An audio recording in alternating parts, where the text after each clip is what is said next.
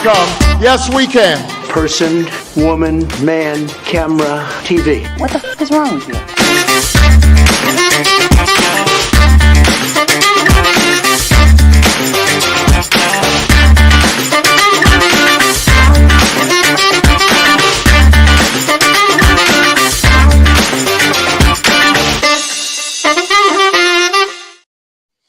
Welcome to Really Americans, What the Franklin Show. I am Chip Franklin. That is the White House correspondent and author of Free the Press, an incredible read, a great journalist, and an old friend, Brian Karem. Brian, good to have you here, buddy.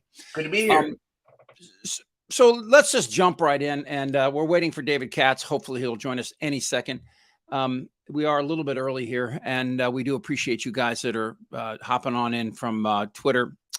The real question to this, and I think most people feel this, is like, Jesus, what the hell does this guy have to do for us to, put handcuffs on him and or, make him pay for the crimes that he did, whether civilly or criminally? And there are a litany. I know. Every time you say that, I remember the old Gary, the Doonesbury comic where they're all in Congress talking about Nixon, and you see him going, if he would just knock over a bank, we'd get him then. Yeah. Well, I mean, the truth is, as we just mentioned before, in the Georgia case, there's plenty of evidence there. In fact, there's another recording too. And that's just, I think that's a matter of time while that grand jury has, they're holding on to an indictment. I'm sure there's been phone calls between Bragg and the prosecutor there and Garland trying to coordinate exactly the timing of these indictments. It's probably, I don't know when this indictment, nobody does when this indictment's going to come down. And the whole perp walk idea, again, that's not up to Trump. He doesn't get to decide whether or not he's perp walked. That's actually up to the Secret Service. Right. Well, no, it is. The Secret Service will determine, they've determined that he will not, they've already said they will not do it by Zoom. They could do it remotely. They won't. He will go in, but it will be up to the Secret Service because he is a former president. He does enjoy the protection of the Secret Service, and it will be up to them how he goes in and is held accountable. But I've heard from some quote unquote constitutional scholars that the Secret Service cannot stand in the way of a state or the federal government from detaining him. No. They will just when you talk about the perp walk, you're talking about, into the building, walking up there. That will be that. And I've heard that from the Secret Service and from those in New York. It will be negotiated. It will be determined. He will go in. He will face, the charges. He will plead. But don't look for I would not look for a traditional perp walk with a guy in handcuffs, because remember, he is still a former president. He does enjoy the protection of the Secret Service, and they will have certain rules and guidelines to make sure that they can keep him safe.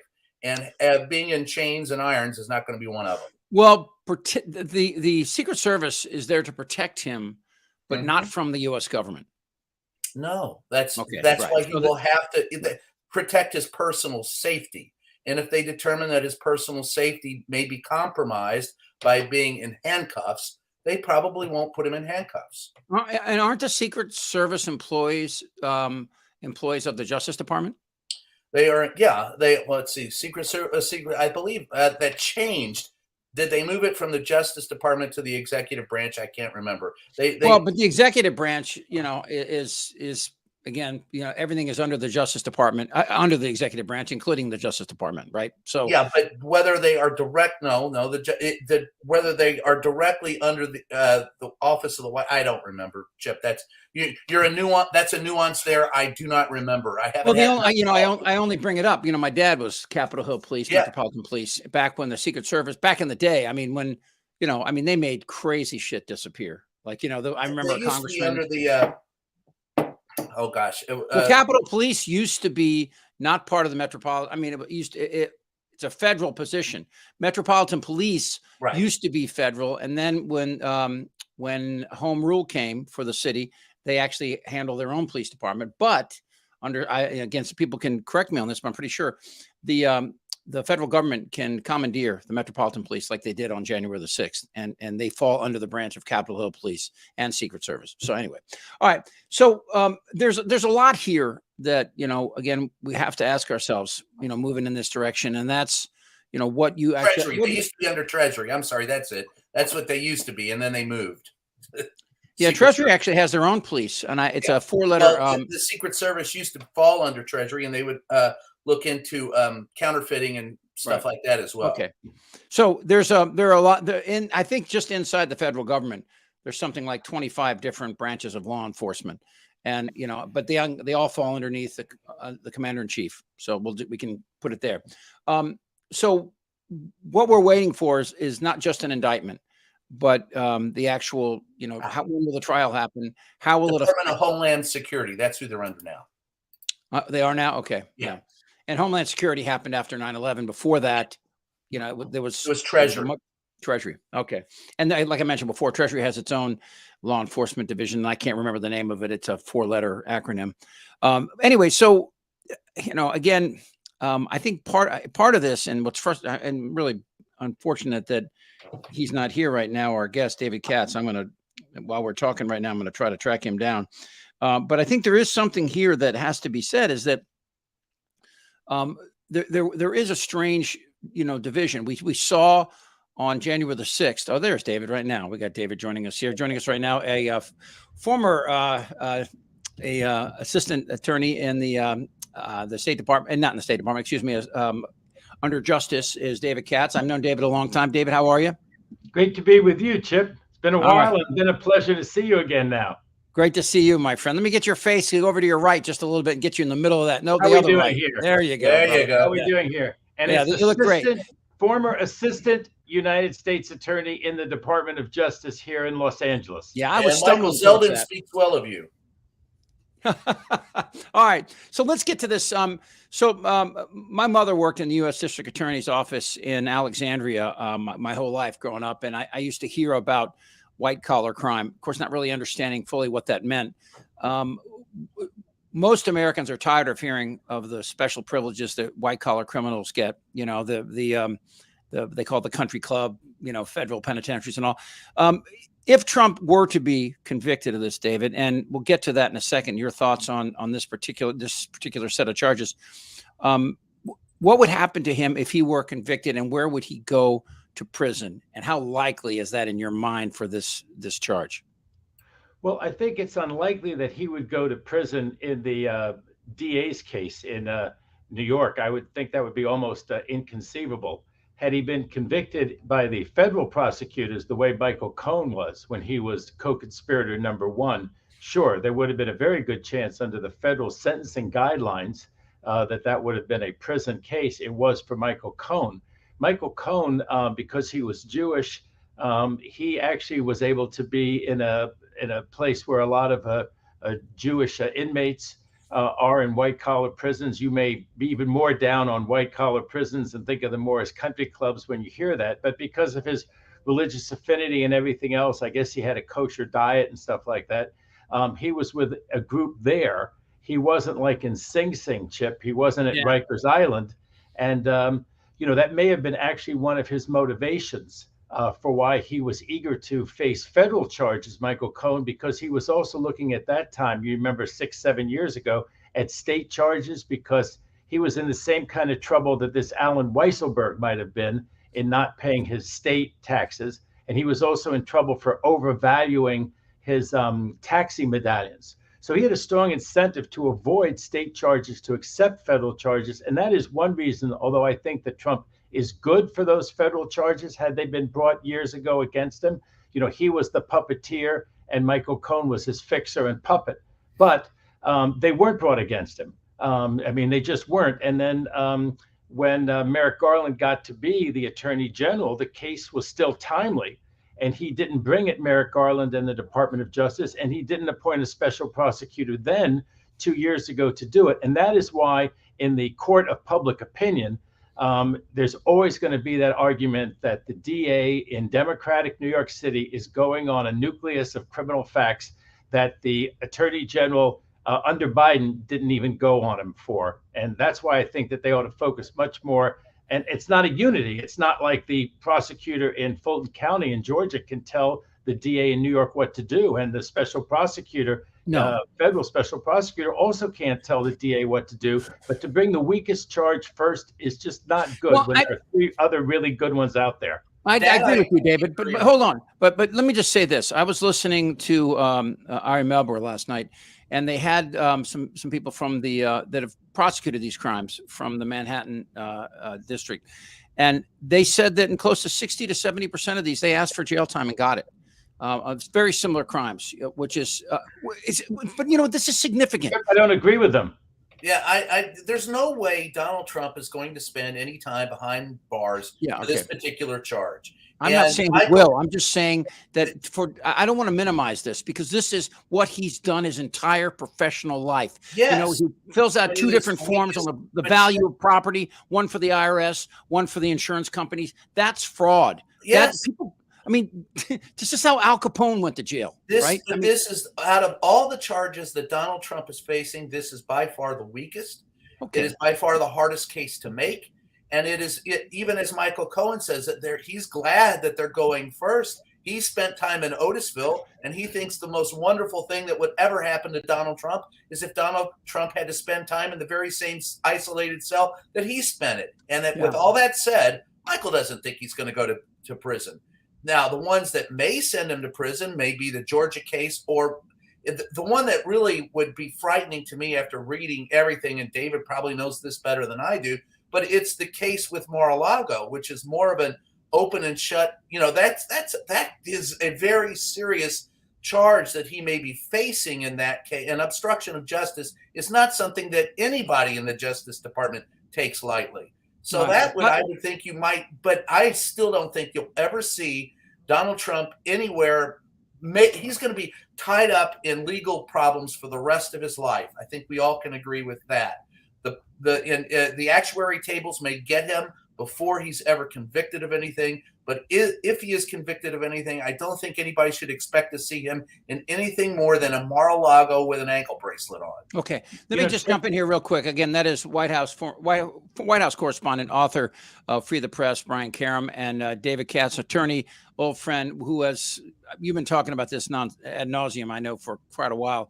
And I want to ask everybody, by the way, if you're listening to this, please like this video and subscribe to us on our YouTube channel at Really Americans. So subscribe, and we'll let you know when these are happening again. All right. So there's 3 basic charges that he's facing here. 3 different, not 3 days charges, but federal, Georgia, and New York. In your thought pattern, there obviously the grand jury is convened in Atlanta. Are they waiting to see what's happening in New York if they have an indictment before they deliver it? What's the process going on in Atlanta right now, David? Well, I think that is a strong charge. One of the things that's been mentioned in terms of what the end game is going to be of the charges for Trump, does that Georgia governor have the power to pardon him one day? It may be that they go through all the trouble of convicting him and so forth, and it ends up being a pardon because it's a red state. There's been some controversy over whether Kemp would do it, whether Kemp could do it. Why would Kemp do it? What's the upside for Kemp to do it? Well, the upside is that, he wants to be reelected one day. There's a huge Trump base. It's really easy to say, well, let bygones be bygones, either because he wants the Trump voters to vote for him because Trump's still in the game. He's presumably not in the same game that Kemp is. I mean, the only thing that Trump wants to be in the future is president again. And Kemp probably wants to be reelected, and Kemp might just figure the political calculus might be to keep Trump's voters happy and so forth. I don't think that's ultimately what's going to happen. But what gives me consternation there, Chip, is what is she waiting for? Her investigatory grand jury came back in early January. We only found out in February what some of the details were, which were that they recommended the prosecution of 12 different people. And none of the 12 has been charged yet since early January. So you do wonder what she's waiting around there for, because I was a federal prosecutor. I've had grand juries just like the accusatory grand jury that she has now, not the investigatory one. All you need to do with an accusatory grand jury, as they say, they'll indict a ham sandwich.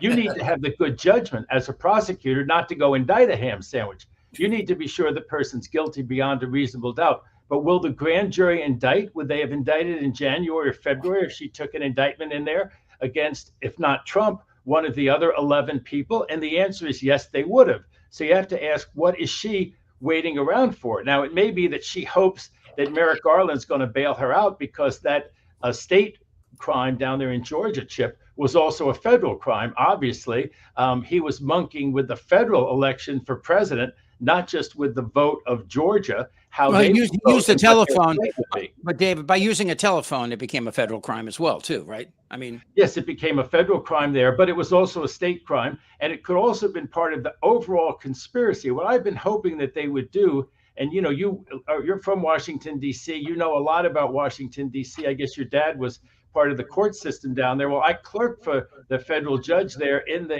U.S. District Court. And this Beryl Howell, who has the case right now, the one with the attorney Corcoran, who was just ordered to testify about Trump, my judge had that exact same job that Beryl Howell just left, because she just left being the chief judge. But my judge was the chief judge during one of these investigations. And yes, the attorney-client privilege and all these other privileges get litigated. And then the judge says you have to testify or don't testify, and then it can go up to the Court of Appeals. The Court of Appeals just ruled against that lawyer and said that he has to testify against Trump. And if it ends up hurting Trump, well, so be it. Trump was committing a crime or a fraud with that lawyer, and there's no protection for committing a crime or fraud with a lawyer any more than committing a crime or a fraud on an ongoing basis with anybody else.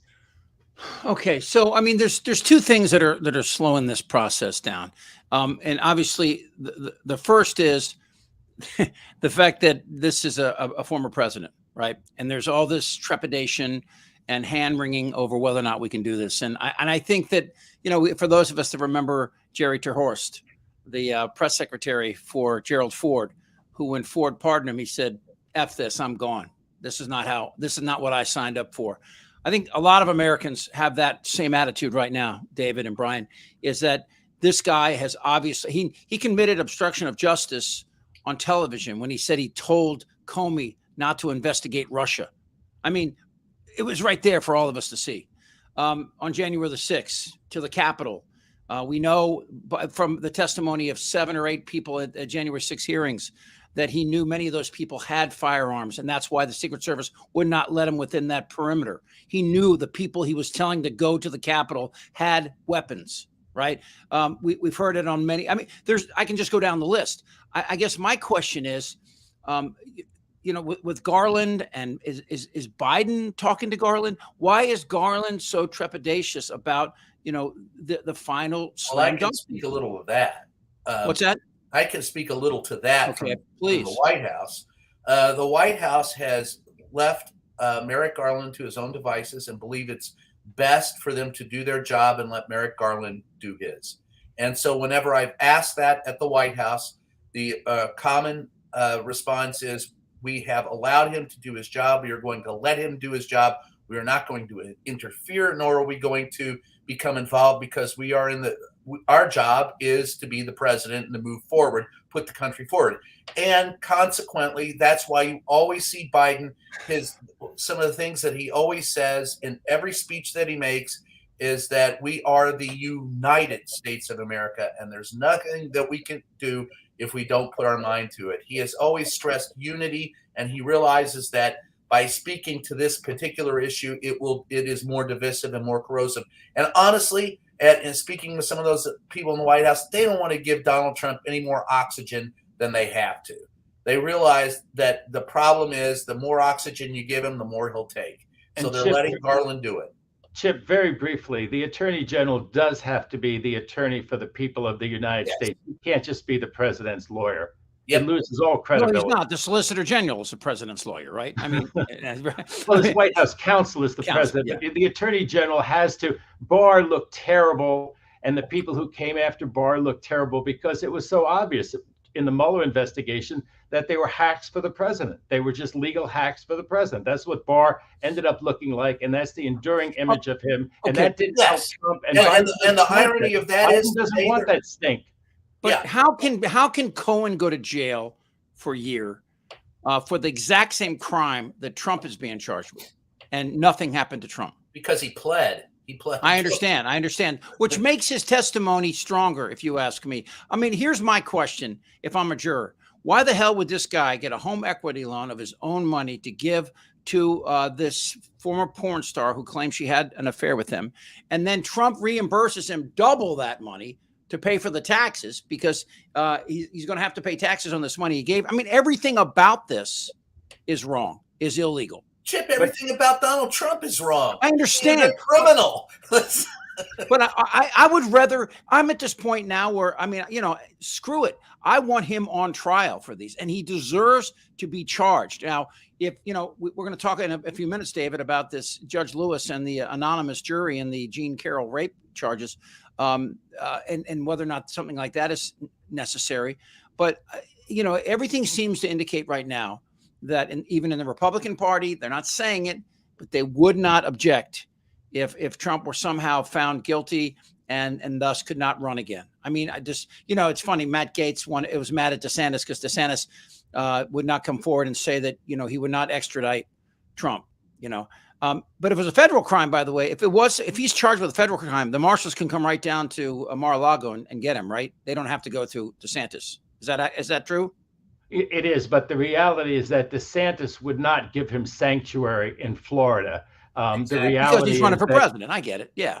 Exactly. And this whole thing that the Secret Service wasn't going to allow handcuffs to be put on him. I mean, at the end of the day, I don't think it's good imagery. I don't think it's good optics to look like, well, some Democratic mayor just wanted to see handcuffs on him. I think that Trump would play that to his advantage. But the idea that the Secret Service would somehow stop, were they going to stop him from going to jail too if he got convicted? Of course, for them, it's different whether it's federal court or state court. And it does present some issues, Chip, with state prosecutors going after Trump. Having said that, I believe that the case in Georgia is righteous. And I think that she should get on her horse already down there in Fulton County. That is David Katz, Brian Karem, Chip Franklin here with you on Really American What the Franklin. Please subscribe to our channel. We got videos here every day, and we'll be doing more of these podcasts. We've been busy. One of the things that when I look at this and I ask myself about juries, and we'll get to the anonymous jury in a second. What kind of voir dire is going to have to happen here, David, to find a jury that has not already come to the conclusion that Trump is guilty or innocent? Will this be one of the more difficult juries to impanel for any of these crimes?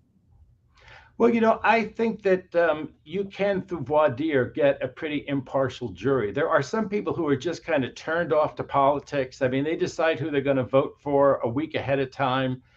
There are people who just do not pay attention to politics, and they don't pay attention to Trump and everything else. I mean, we're so fascinated, and we like history, we like current events, but there are some people, they're just dealing with their kids, they're dealing with their own lives, and they're pretty fair jurors, and you got to find those people. Then you got to make sure they don't get on the media. It's just unbelievable nowadays. You tell them, don't get on. This happened with the Alec Murdaugh case down there. Wasn't it right? The very day he got convicted, someone got thrown off that morning because despite all the admonitions, she just had to tell other people about it. And then, of course, those people ratted her out to the judge.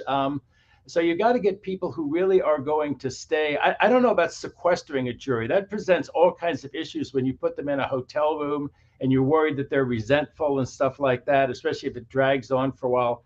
So you want to try to not have sequestered juries. I think that kind of tilts things some ways, but you have to find people who don't, have social media with a lot of other people. And, you got to find them. But there's jury consultants. There's people who do that. Even in some of the most high profile cases, you look at this Alex Murdaugh, they seem to have found impartial jurors down there from all we've seen so far. You look at OJ, of course, OJ had its own interesting issues because I was one of the OJ commentators, Chip.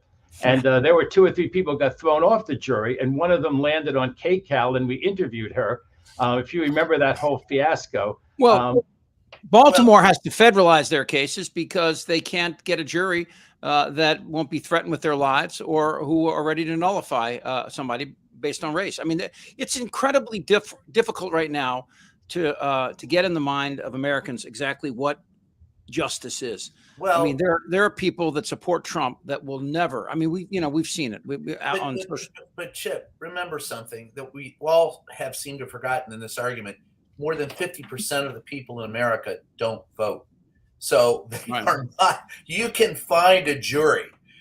Now, whether they're going to be intelligent or not, that's a different issue. But you can find a jury that will sit there and listen to it and won't predetermine what the outcome is. And something that David, you brought up earlier, and Chip, you also mentioned that we have to remember about Donald Trump, whether you put him in handcuffs or don't, whether you charge him or don't. I want to remind you what happened this weekend, what you're dealing with when you're dealing with Donald Trump. On Friday, I believe it was, Donald Trump announced he was going to be arrested on Tuesday. On Saturday, Donald Trump came out and said, whoever leaked that should go to jail. Well, that was him. And then later that afternoon, he had already put out a half a dozen emails, and I was a recipient of every single one of them because he would not take the White House press corps off his email list. Another thing that he stole when he left the White House. He had tried to grift his supporters for money. So he created the scenario, he lied about it, and he tried to make money on it. And by Monday or yesterday, it was reported he had raised $1.5 million for his defense by lying about being arrested on Tuesday, which, by the way, did not happen. So when Brian, be careful. Brian, you call it the attempted grift. It was a grift. Yeah, it was a grift. The big lie was the big grift because he raised $200 million on the big lie. And then, of course, he didn't spend it on fighting the cases. He didn't even pay some of those lawyers, Giuliani and Sidney Powell, who may be losing their law license, and deservedly, in my opinion. Absolutely. They didn't even get their bills paid at the end of the day. He stuck the $200 million that he grifted on the big lie into his own pocket. Yes, indeed. And look, and for him to sit there and say he had no idea, remember, it was 6 weeks before the election, and I asked the question, win, lose, or draw, will you accept a peaceful transfer of power? And he wouldn't do it. So he had started, it was already in his mind, no matter what was going to happen, he was not going to give up peacefully. So all of it is a grift.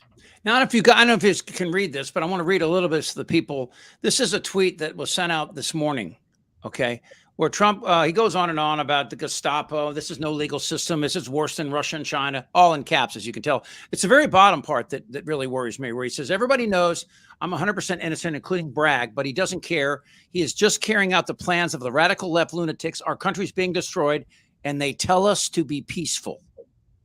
Okay, so right there, there's an issue. He's telling you not to be peaceful. Exactly. And at some point, if he does this, David, you have to consider not withholding bail, right? I mean, not allowing him to go out. Is that a real? I know I say the face Brian makes, but I mean, if anybody else did this, and that's the thing, I'm so tired of this bullshit about former presidents, and this guy has been a grift and a con since day one. Since he appeared on the public scene, right? It's obvious. Out of his mother's womb, he's been a grifter, but that's another story. No, but I mean, the whole process here. I mean, he's already made a mockery of our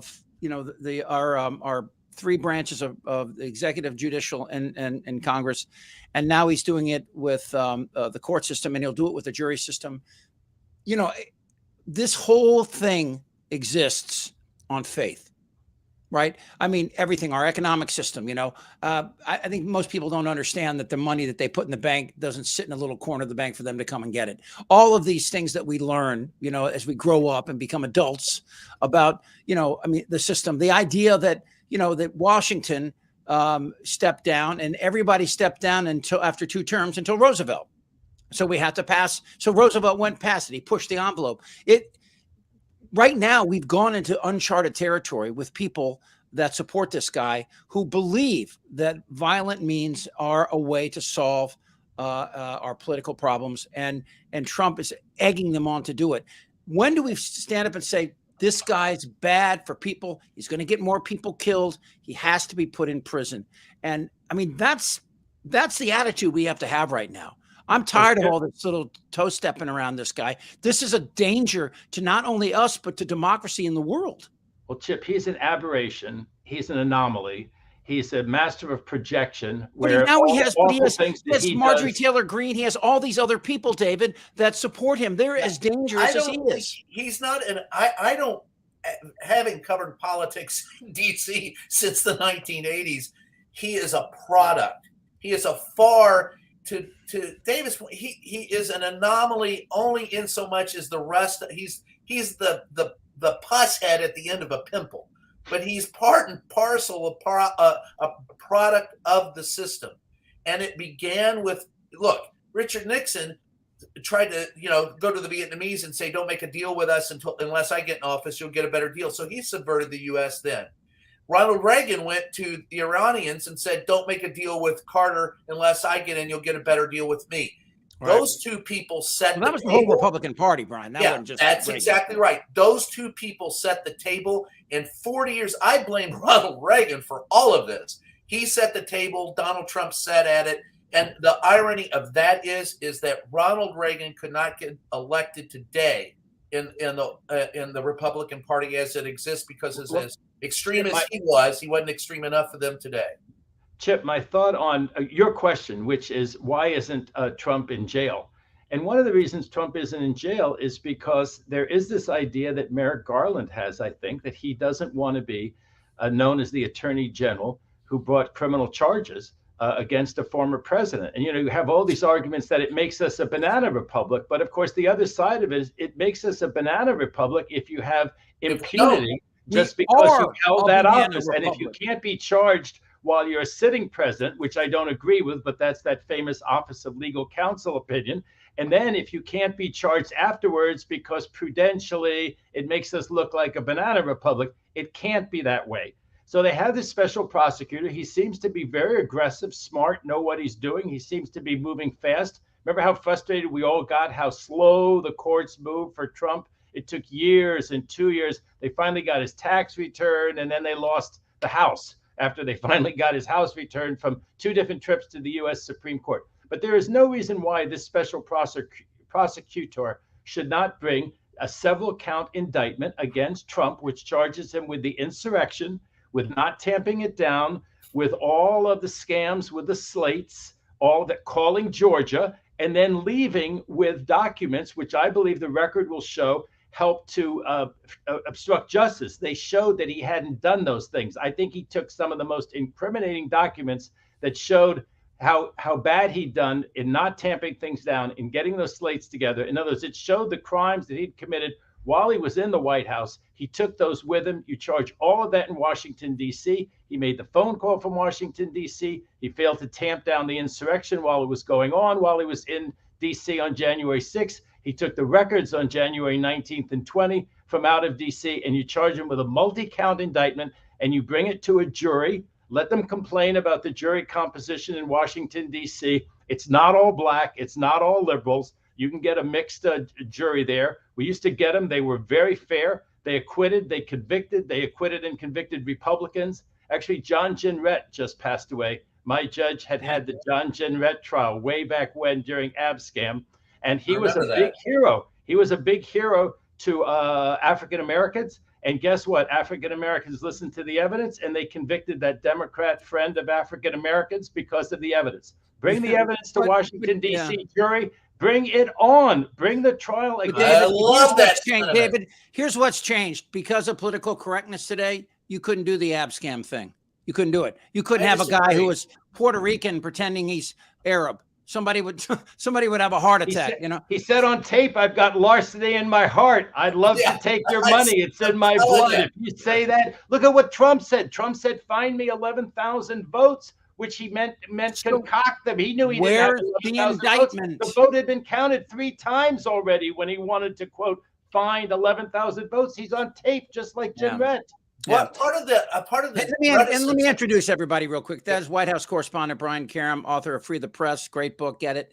David Katz, a former federal prosecutor, an old friend. Thank you for being on today to talk about this. I'm Chip Franklin. This is a really American What the Franklin broadcast. We do this twice a week. Please follow us on YouTube and subscribe and like this and give us some stars. All right. By the way, we'll get this out too on iTunes and Stitcher and Spotify. I want to make one quick point. Okay. both you and David have talked about, why aren't we bringing him to trial? Part of it is, look, you have a lot of his people saying, and it rankles me when I hear it, if they can do this to Trump, they can do it to anybody. And I look at it this way. They're absolutely right. It's called no one is above the law. So that's the idea is the reticence that we see out of Merrick Garland, who is meticulous. I have covered him. I know he likes to dot his I's and cross his T's. But David, I'm with you. Look, in Georgia, he went out, wanting those 11,000 votes and saying find them and knowing they don't exist. So where's the indictment, Brian? Yeah, I would love to know. And in the case of Mar-a-Lago, he said in June. Now his attorney has to come and testify.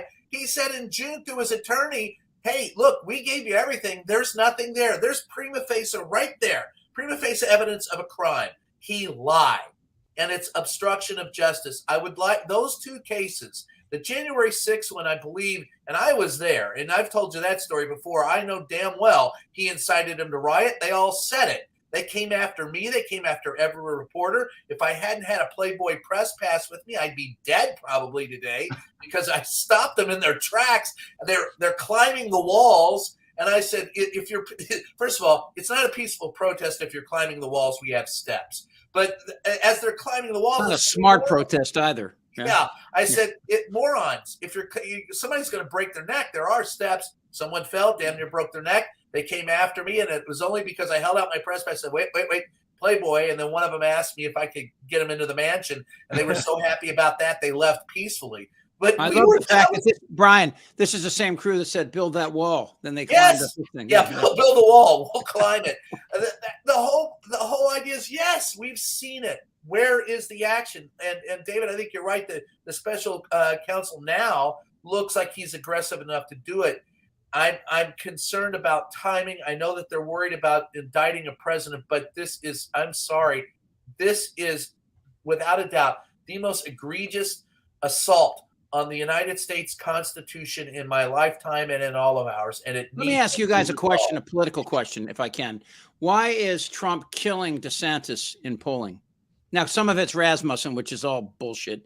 But I mean, in some of the other polls, Quinnipiac, I think I saw, he has like a DeSantis has all the appeal of fresh roadkill. Right.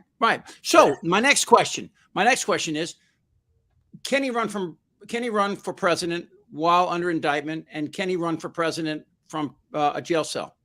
David? You mean Trump? Yeah. Well, yes. The answer to all those questions is yes. A felon can run for office. In 1920, Eugene Debs ran for the socialist ticket for president from a jail cell. Trump could do it. Believe it or not, you can be the president if you've been convicted of a felony. It's not one of the qualifications in the Constitution to be president. So Trump could do that, but it's not going to come to that. It's not really because there's no way. The election season is, what is it? It's about a year and a half away. No, the election is a year and a half going. This trial would not go, and the appeal certainly would not be heard until then. Nobody would put Trump in jail, even if he was convicted of the classified documents and the insurrection. I don't want to ruin your whole day, Chip, but the reality is he would get bail pending appeal. He wouldn't spend a day in jail. The 2024 election would come and go. If the country can get past 2024 without him being the nominee, I think the reality is he will fade after that. But he's a live threat. And he had that one great line. He always does have some great lines, whether you like it or not. And he said, DeSantis is the apprentice. Vote for the master. Yeah. Let me just tell you guys something, though, okay? That's such a double-edged thing. It really is. I'm the con man par excellence. If this guy becomes president and he has the House and the Senate, it's over.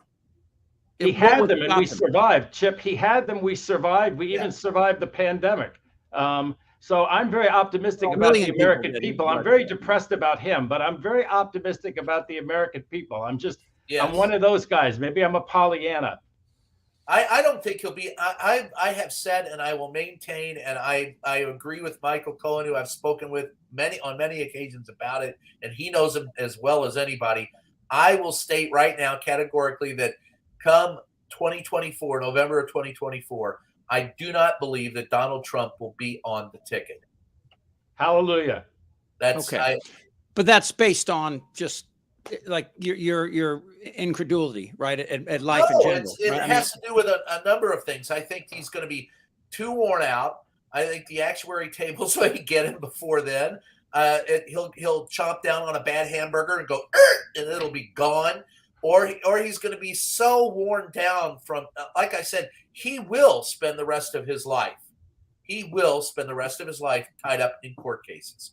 Now, that is for the best of us. For the best of us, that's difficult. For the worst of us, like him, it's going to be hell. And I got news for you too. He lost last time. His base has shrunk. So there's no way even if he does somehow manage to make it to 2024, all things being equal, he won't be elected. Let me just throw one last thing in here. And we have seen Republican-run legislatures, of which 26 of the 50 are run Republicans. We've seen them discuss openly about being able to switch electors. Roberts and the Supreme Court have shown a great hesitancy involving themselves in the way states decide their electors, right? They've given a broad allowance for that. So it's not impossible. I mean, look, these people have demonized Democrats to the point of everything from, the QAnon crap to just the other stuff, the other crap that you listen to on Fox every night or Newsmax or OAN. I'm saying that what's happened here, and you kind of alluded to this early on, Brian, is this Trump is the tumor for a cancer, and yes. The cancer is this idea. I mean, did you see what happened in Tallahassee? They fired a principal of a school because she was teaching Michelangelo, and she showed that famous that statue, and she got fired because you could see the guy's penis instead of David. Pornographic. I mean, this is David. But this is David. Just what's that? The Statue of David. Statue of David, right, by Michelangelo, right? Okay. So anyway, my point is that I granted they're seemingly one-offs, but then you go around and you look at the open discussion they had in Ohio, the discussion that they've had in Arizona about being able to change the electors if they don't like them after the election. Do you honestly believe the Supreme Court would tell them they could not do that? And if they can do that, if they can feel empowered, if one step, look at David's looking at me like, Chip, you're out there on crazy land. But I was going to tell you that I actually had dinner with Adam Schiff 2 nights ago. He's running for Senate out here. Yeah. And I've been espousing for a long time that we should have 11 or 13 members of the U.S. Supreme Court. That has not been the institutional view of the Democratic Party. Well, that's now the view of a moderate like Schiff. Because they just see that the country cannot live, as you say, for 30, 40 years under this reactionary right-wing court. These are not the old-style conservatives. These are not like Stevens or Souter or anybody like that. They have a radical agenda. They're against environmental progress. They're against government regulation. And they mean to impose their... You know who they are, don't you? As they did with Dobbs. I mean, they're Catholics. Struck down. There you go. Chip, having struck down Roe v. Wade, they're willing to break precedent, and we just have to have a larger Supreme Court, which can be done solely by statute. So let's run on those kinds of issues. Let's run on issues that grab people, avoid the fringe issues, and I think the Democrats are going to do great. Well, it'd be nice to say that a body that has a power over generational change consisted of more people than a pickup basketball game. I would like to see that. Yeah, I'd like to see that as well. But your point, and I think this is the greatest untold, unseen, underreported agenda and the most dangerous agenda facing the United States. And I say this as a child of Catholicism. Likewise. The Opus Dei Catholics are simply the most dangerous people. They are the American Taliban. They are dangerous. They believe that you are impinging upon their rights if you don't allow them to proselytize and convert you. Yeah. These people run the Supreme Court. Not the 6 conservative members of the Supreme Court all have ties to conservative Opus Dei. Barrett's crazy. Barrett belongs to a group that believes women should be subservient to men. I went to Catholic schools, David, I went to Catholic schools, and my mother always told me I should marry the first person I had sex with. And I said, Mom, I can't see me spend the rest of my life with Father O'Reilly, Oh, I'm telling you, tough room. Hey, how you doing? Are you here every night, Chip? Because this is great stuff. Yeah, We're here all day. Try the meal. Yeah. Hey, by the way, I want to remind everybody listening, please subscribe. And you can also, again, like us. We'll let you know when the next one's coming. Right now, what's today? Thursday. Next Tuesday is the day we're shooting at the end, same time, 5 p.m. Eastern, 2 p.m. Pacific. So last thoughts in here. If we're looking at right now, it is coming up. I got a birthday next week. So let's say the end of April 1st. Happy birthday to I know. April 1st, a year from now. On April 1st, where will Trump be, and where will we be on these 3 charges a year from now? I'll take a crack at those. I think that she will bring the Georgia charges down there. I think that there'll be an indictment. I don't think it'll be against Trump. I think it will be at some of the other people that they're going to try to flip. They're going to want to have somebody who was like on that call with Trump, because the great thing for a prosecutor would be something like him saying, well, of course, I know I lost the state, but let's see if we can intimidate this guy anyway. Rafflesberger, hey, listen, find me those votes. If you've got someone like that, but if you don't, that's hard for a prosecutor. It's hard to charge the former, president of the United States if you're a local prosecutor and you don't have anybody who was on that phone call, and you're kind of stuck with whatever blarney, Trump's going to come up with for his trial. As to the other thing, I think that special prosecutor really is going to go. I agree very much with Brian that I think that Mar-a-Lago charge is really solid. You have a lawyer who's going to say, Trump lied to me. And then they got somebody else, they got a fall gal to sign that certificate. That lawyer didn't do it.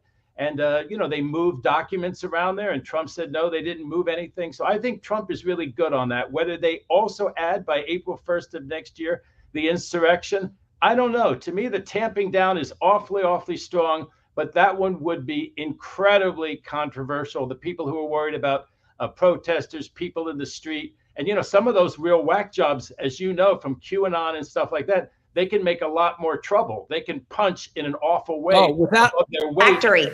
But here's the problem, Steve. My friend. I mean, They they're can do all kinds of awful things. What are you trying to do? Give me agita? By the way, I just think that a lot of this too will come down to whether or not Biden decides to run again. And I think a lot of this, I think Biden is staying in the game because he feels he can beat Trump. I think if he sees Trump, the problem is the Democratic Party has not built its bench strength very well. Kamala Harris, the vice president, does not have the appeal that Biden does. No. Biden said he would go and discuss it with his wife over Christmas, and he has not come back from that and said definitively whether or not he'll run. I think he's going to give the impression that he will, and has not yet decided based on what happens with Donald Trump. And if Donald Trump a year from now is facing one or more federal charges, and I like David, I agree that it's probably going to be Mar-a-Lago that he'll be faced with, and he may be faced with Georgia. I don't know if the January 6th charge will stick. He's looking at 4. It's Georgia, Mar-a-Lago, the January 6th, and the Manhattan. The Manhattan thing, I think he'll be charged in. That's the least of his worries. The January 6th, I think there will be some charges, but not him by next year. The Mar-a-Lago, I think he will be charged for. In Georgia, I think David might be right there. They may be they do need someone that can tie him to it. So there may be 2 or 3 other people. Mark Meadows may be key in that. Yeah, Meadows. Yeah. Meadows I don't think Giuliani is going to roll on him.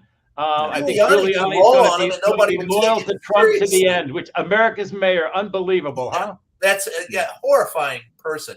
But so I think that Biden is playing a long game, wait and see.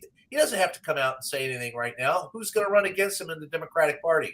And nobody without his permission, obviously. Yes, and so if he decides, all right, guys, I'm going to hang out and decide. I mean, there's talk of Gavin Newsom, who knows. There's talk of Buttigieg. Gretchen Whitmer from Michigan. And so there would be a lot jumping in. The problem is Donald Trump has a built base. And the more people that run against him in the Republican Party, the better off for Donald Trump, because you need a smaller number of people at that point in time. He's got 30% of the vote, maybe. Can I just end with this last thing? And I think that this is, to me, the greatest damage that Trump has done and no tongue in cheek here. Listen up. The election is being rigged by corrupt media pushing false allegations and outright lies. That's our future. That every time a Republican loses, he'll be able to garner a base by saying it was stolen. You've seen Lake, right? Yeah. It's everybody's doing it, that loses. Interestingly, none of the ones that won say anything was wrong. No, and they never talk about the down ballot. If you're going to fix Trump, how come you got elected? Right. To me, Chip, he looks like a sore loser. There's still a name for a person like Trump. Sore loser, can't accept reality. And I think a lot of people in the middle, a lot of the people that they're fighting for their votes realize that he's a sore loser. He's yesterday's news. Wow. From your lips, right? I love that. Yesterday's news is tomorrow's fish and chip paper. All right, everybody, please subscribe to the Really American podcast. Check out, I do videos every day on there, the 60-second ones, and we'll be doing some longer form. Again, Brian, you can see Brian everywhere. He's on television a lot. David, thank you so much. Will you come back, my friend? Yes, I'm on Twitter at David Katz Law. Twitter at David Katz Law. I'm going to look you up, brother.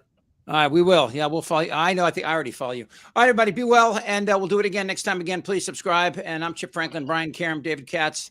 Be well. Talk to you soon. Bye. I can handle things. I'm smart.